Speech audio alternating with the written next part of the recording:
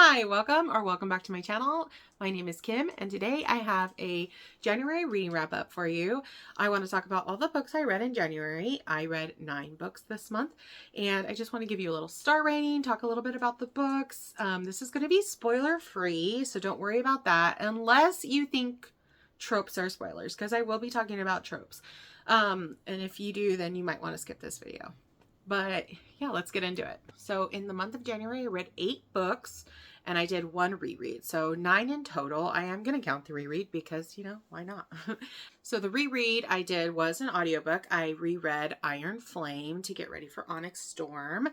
And I did the graphic audio for that. I had listened to the graphic audio of Fourth Wing a little towards the end of last year, so I didn't re-listen to that one, but I did re-listen to Iron Flame, and gosh, I will say, so I've listened to the graphic audiobooks of the ACOTAR series and now the Imperium series, and it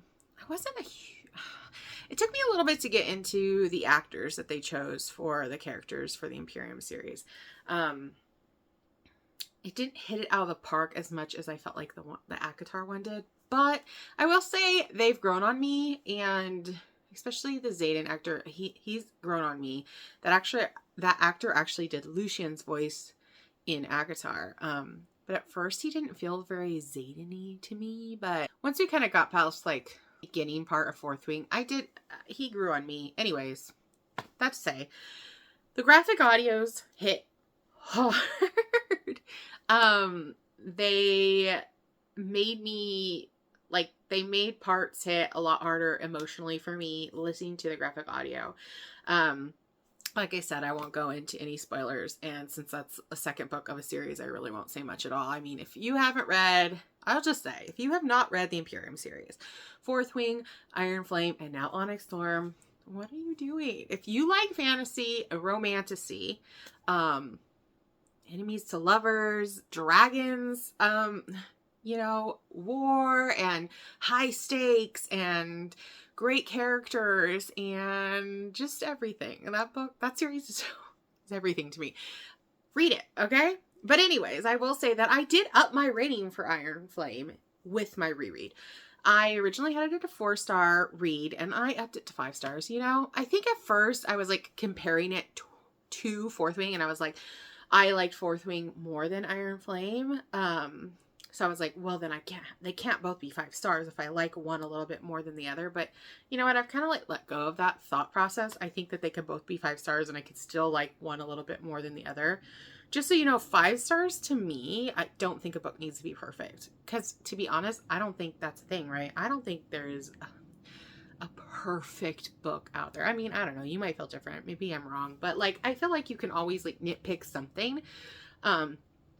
And even most of my 5-star reads, I might have little issues within it, but a 5-star read to me just makes me feel so connected to the characters within it. One character, multiple characters.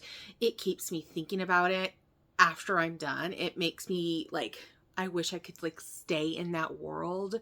Even just romances. There was a romance I read this month that I just want more with that couple. When I just can't let go of the characters, when I miss them when I'm done reading, that's a 5-star read for me. I don't care if there's little nitpicky things I can pick apart from the book. That's 5 stars for me. So I did up Iron Flame from 4 stars to 5 stars, which makes that whole series a whole 5-star series for me at the moment. So let's talk about the first book, physical book I read this month, and I read Metal Slinger by Rachel Schneider. This is another romantasy that's going to be a series. I'm not too sure how many books. I think the second one's already being written. I'm not too sure when it's going to come out. I was seeing this book pop up a lot on social media. It is on KU, so if you have KU, I recommend reading it. I did enjoy this book. I gave this book 4 stars. I think it was a really good way for me to start out the year with the new fantasy. And some of the tropes in this is we got a slow burn, enemies to lovers. Maybe I won't say one of the tropes that I have written down because I think it is a little bit more spoilery than that. But yeah, this was a fun read. I thought it was a fun introduction to this world.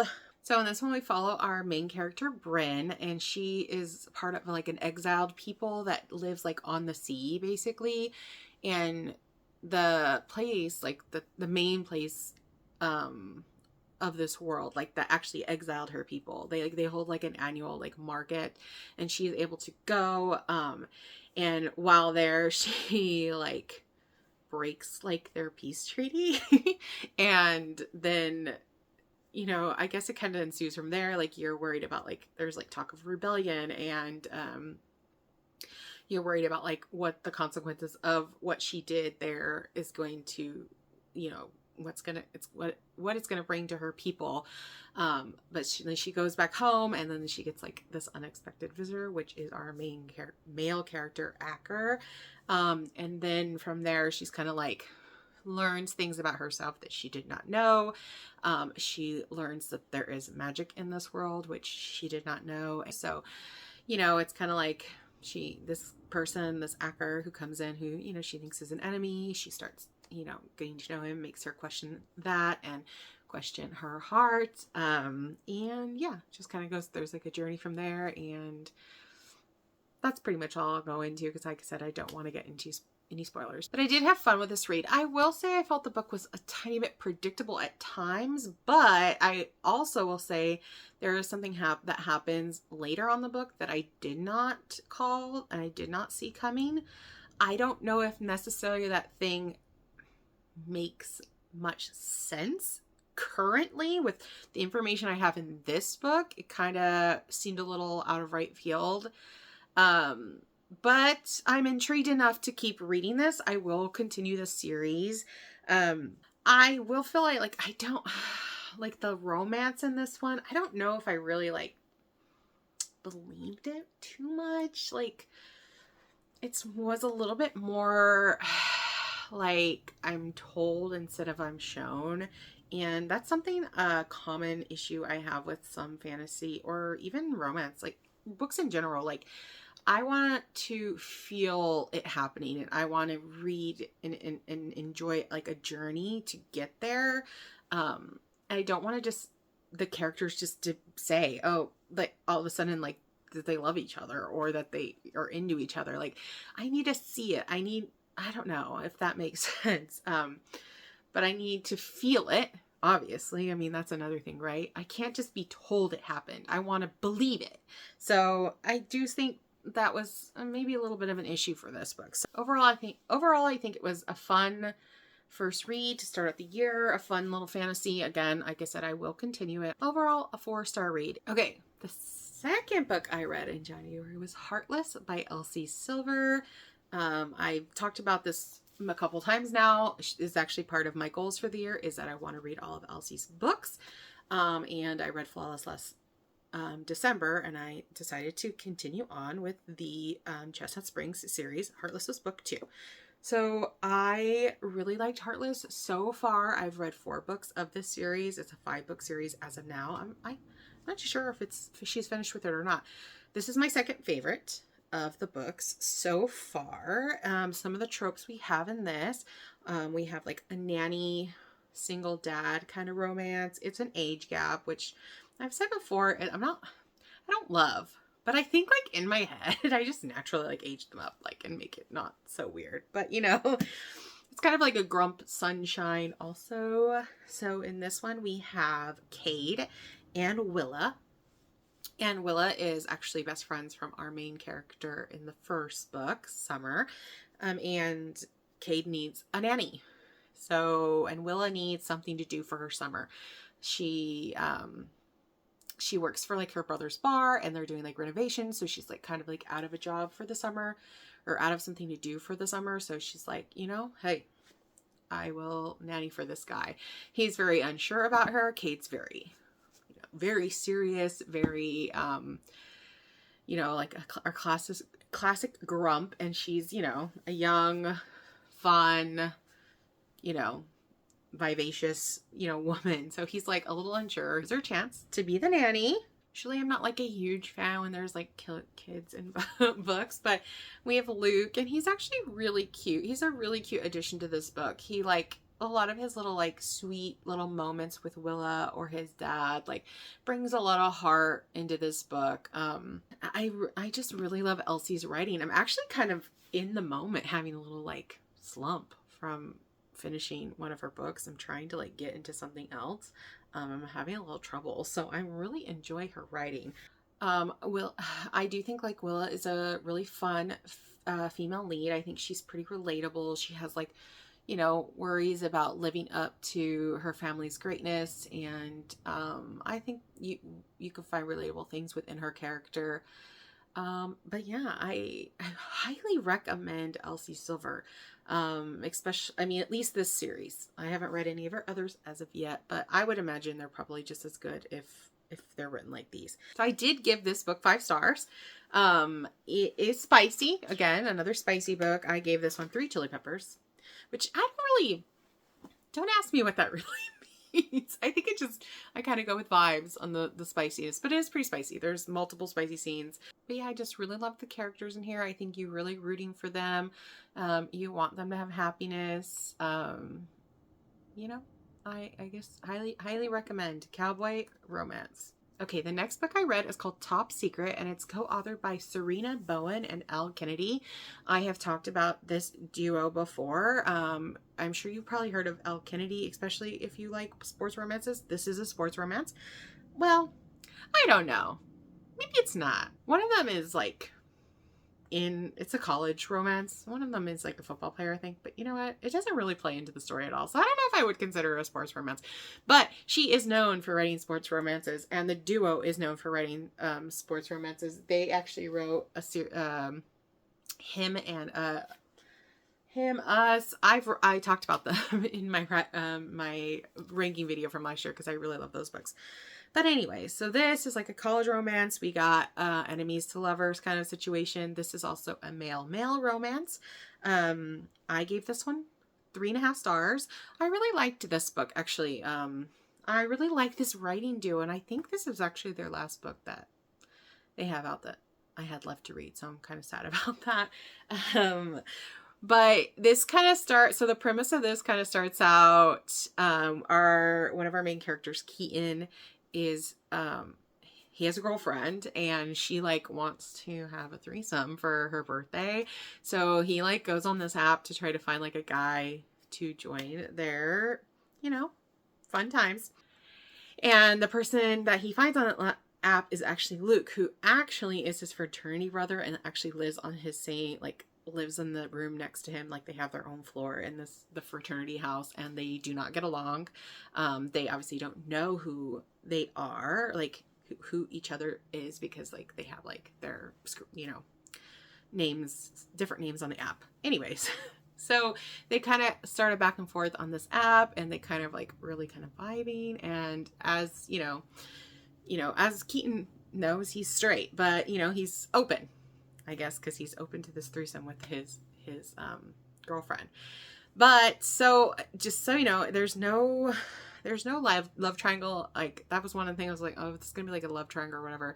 They actually handle that whole aspect of it really well. I'm not like going too much into it, but I really liked Keaton and Luke as a couple. I thought they were really cute. I thought their characters were really, really fleshed out. They had really interesting, compelling backstories, you know, issues like family issues and like things like that, which made reading about them very interesting.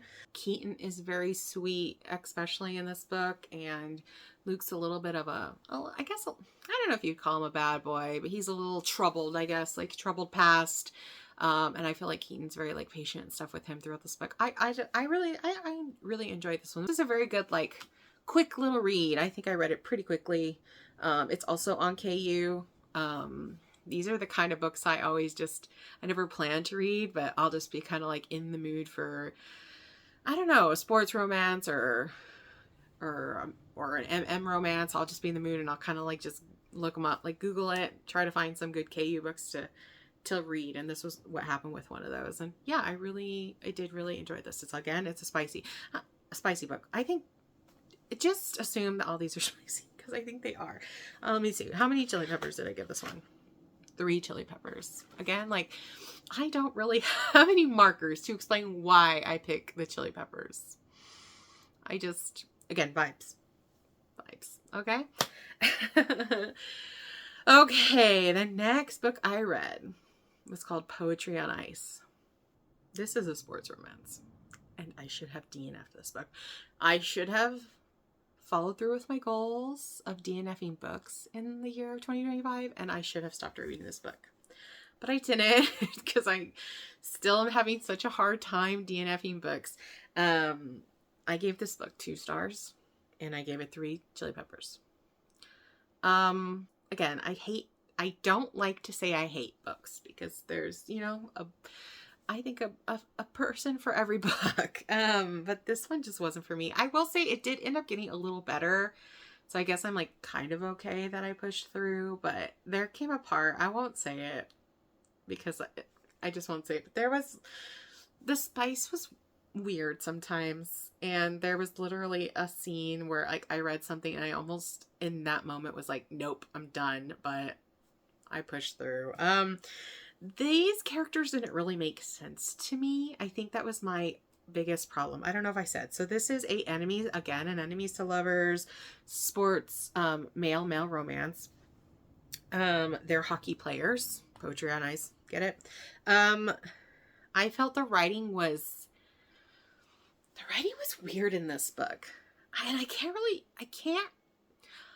don't really know why. I mean, it's almost like sometimes it wanted to not be it wanted to be something different. I don't know. It's very hard for me to explain, but I think partly is the writing is why I had trouble. Like sometimes the way they describe things and stuff, it just like almost didn't even feel like I was reading like a contemporary romance. It felt like I was reading something that wanted to be different than that. And then the characters, like I said, they just like their motivations and stuff didn't make sense. I can't even remember their names. What are their names? Oh, Ant and Robbie. Okay, so Ant is supposed to be like our, like, kind of like more like gruff, like kind of grumpy guy, who is gay, but he's like closeted, because, you know, sports, they're not very accepting. And Robbie, who thinks he's straight, is having like, obviously like starting to like have feelings for, not feelings, attractions would probably be a better word. But Robbie's character especially was like, I don't know. I didn't understand him. Yeah, I think that's the best way to explain it. I would not recommend this book. It's probably the only one this month that I wouldn't recommend to somebody. Yeah, not the best. I think I should have DNF'd it. I should have definitely, but you know, I pushed through because it got a little better, but not good enough to like salvage it at all in my mind. Okay, the next one was Powerless by Elsie Silver. Do we see a pattern here? Okay, so this one, Powerless, is like again another cowboy romance, kind of sports adjacent, because the male main character in this, Jasper, is a hockey player. I would say this is probably my least favorite of the series so far. And not to say it's bad, because it's not bad. It's still good. I gave it 3.5 stars. So I still really enjoyed it. But so tropes in this are going to be like a second chance romance, kind of like friends to lovers. And this one didn't hit me as much emotionally as maybe like Heartless did, or even Flawless, or which we'll get to. I felt like there was just like something missing here, like something missing. And I can't pinpoint what it is. Just something missing for me to like really love their relationship. And but yeah, I don't know. So Jasper's kind of like, he's like an adopted brother into the Eatons, which the Eatons are like, you know, the family that these series follows. So he's like, and so it follows, he comes from like, you know, the wrong side of the tracks, you know, kind of deal. And then our female in this is Sloane. Yeah, Sloane. He calls her Sunny.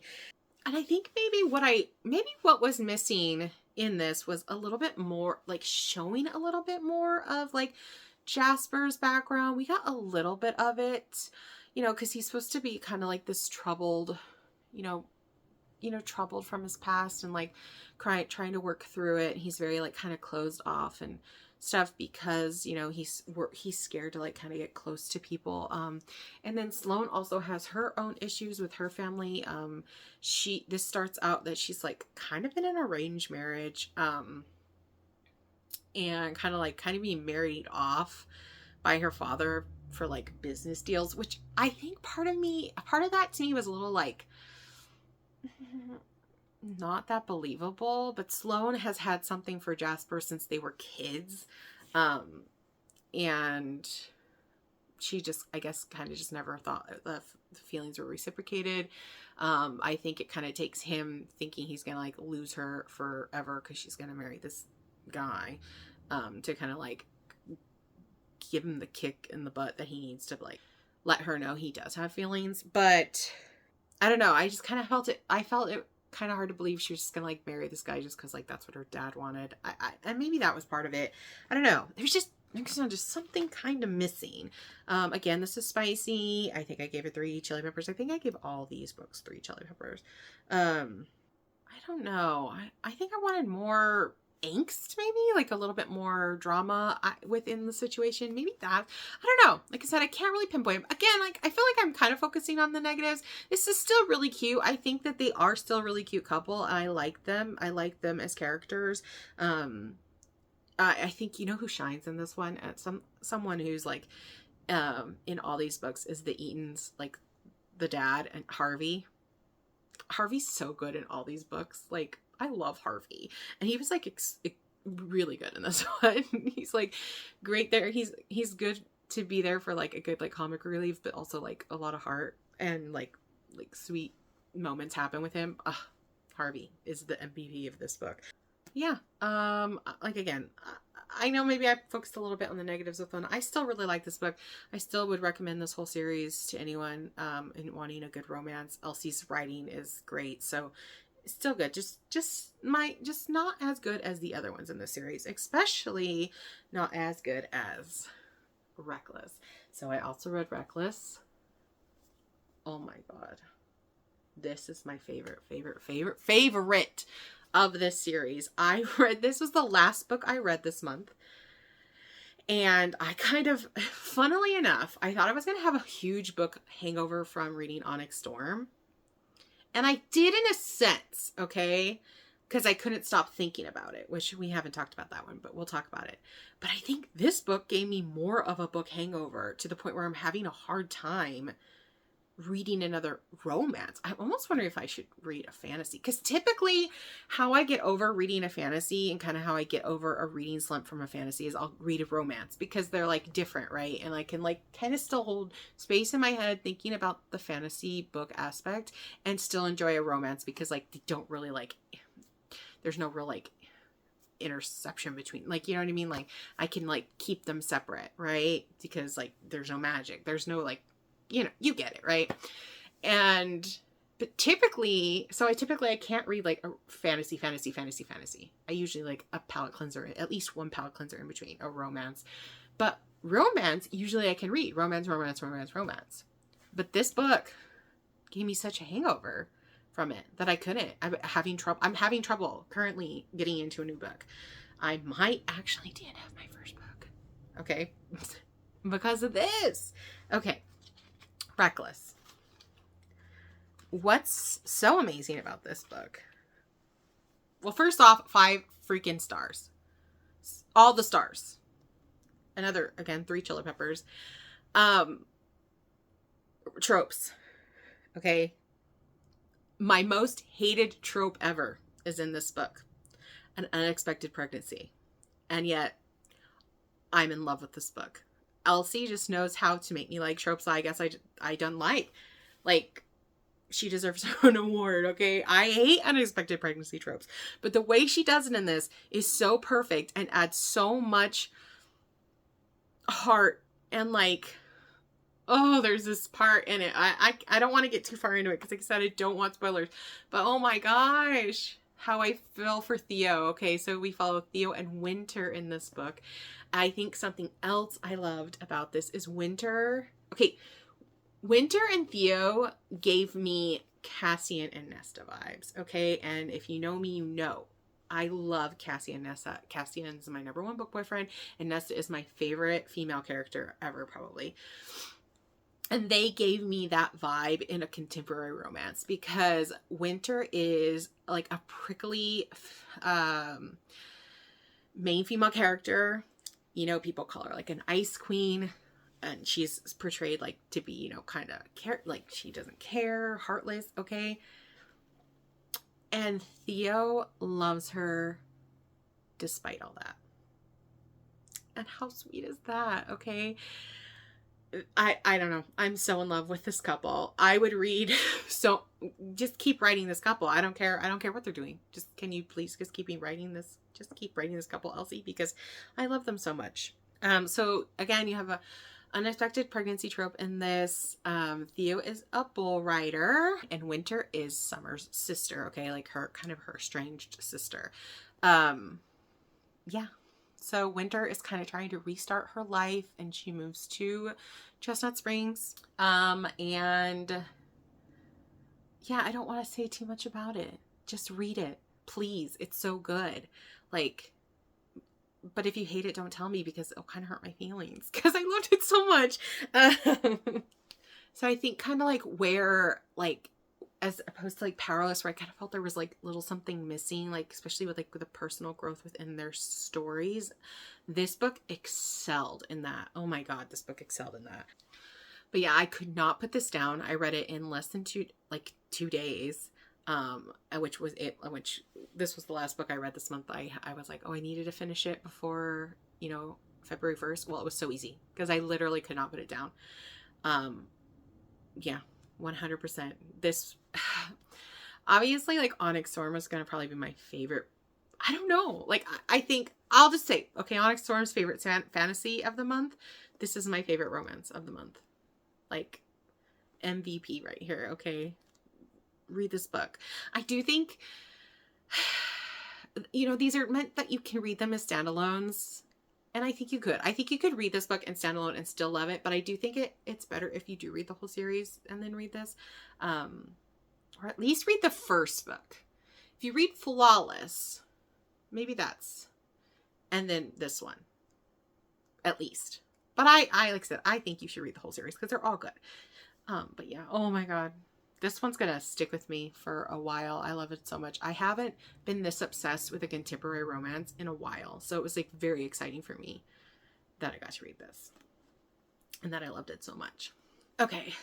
The next book. Well, technically I read the next book before that one. I just wanted to finish out that Chestnut Springs series together. So the next book I read was actually my very first arc, which was like so exciting for me. And it, of course, was my first arc and it was from one of my favorite authors.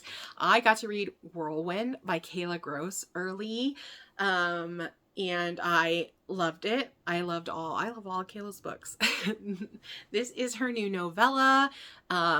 So kind of picture Twister as a contemporary romance book. And that's what Whirlwind is. I gave this 4 stars, 2 chili peppers. Maybe it was 3. I don't know. I don't know how much I want you guys to put stock in my chili pepper ratings. I think that's also kind of really subjective too, right? Like what someone might think is real spicy. Maybe it's not as spicy to somebody else. But anyways, I give it 2. I don't know. I will say, usually I'm always telling you guys that Kayla's books are extra spicy. This one was a little bit lower on the spice scale compared to her other ones. But this is another novella, a romance. You have an age gap again. Student professor. She is a master's student though. So it's not, you know, it's not like it's, it feels more okay. It's also forced proximity. Basically you have Riker, who is like known to be like this storm chaser. He's also obviously her professor, like I said, and like he picks her to go out like on like a storm chase for the weekend. So yeah, and then, you know, there's like a lot of they've been, you know, they know that they're not, you know, it's the forbidden, they're not allowed to have a relationship. But they've kind of been like very flirty and everything for like this past like year she's been in his class. She like they spend kind of a lot of extra office hour times like studying and stuff. And then they're like pushed together, you know, in this on this trip. So one of the things I do love about Kayla Gross is she always has plus size representation, and our main female character Finley is a plus size woman in this book, which so I love that. But you know who stole the show in this book is the side character Joey. I loved Joey. He's Finley's friend, and he's also going out on the chase on the storm chase weekend, and I don't know, he was so much fun, and he's a good, like, he's like a jokester character. I love a good jokester character, but he's also a really good friend to her and to Riker, because he's both of their friends, and helps them kind of like, you know, see what's in front of them, you know what I mean? Something else, if you've read any of the other Kayla's books, she has a series called the Cowboy of Nighthawk series, and this is kind of a little bit of a crossover. We have a character that's in those books who makes an appearance in this, and that character actually hasn't had his own standalone book yet. She's working on it. I think it was supposed to come out this year, but I think it kind of got pushed back, and I don't know if it got pushed back to later this year or to next year. I'm not positive, but I really loved that, so it makes me much more excited for his story. But yeah, this was a fun little read. It's like a little action adventure. You know, you got the storm chasing, and then you have the romance. And I really enjoyed it. I think it's a fun, quick read. I think it's like 230 pages, so you can get through it really quick. I always will recommend Kayla's books. She hasn't, you know, let me down yet. And like I said, I also thank you to her. I know she'll probably never see this, but thank you, Kayla, because I was so excited that was my first arc. It's like, I'm gonna always remember it. But yeah, I totally recommend it. All right, the last one to talk about that I read this month, Onyx Storm. If you've watched any of my other videos recently, if you watched my deep dive, thank you, because I know it was really long. You know that I loved this book. 5 stars. 5 stars. Easy peasy to rate this one. Again, I'm not going to go into a lot of it. It's a third book in a series, so I kind of gave you guys a rundown at the beginning when I talked about Iron Flame, rereading it. Just read it. If you want a good fantasy book series, read this one. Now, I almost kind of want you to wait if you haven't, because then you won't have to wait for the 4th and 5th book. So this is going to be a 5-book series, and this one obviously just came out, and we have no dates for the other 2 books as of now. We know she's going to be working, Rebecca Yarros, the author. She always writes one of these, and then she'll write a contemporary romance, and then she'll come back to these. So we know that she's working on a contemporary romance now that this one's done, and then she'll start on the 4th book. But it's not the only reason why I'm like, maybe you should wait, so you don't have to like live through the pain of waiting like I'm gonna have to, and all the other people that read it. But no, really, run out and read this. If you want a good fantasy book, dragons, enemies to lovers, war, high stakes, like I said, I'm just repeating myself from earlier. Just read this book, okay?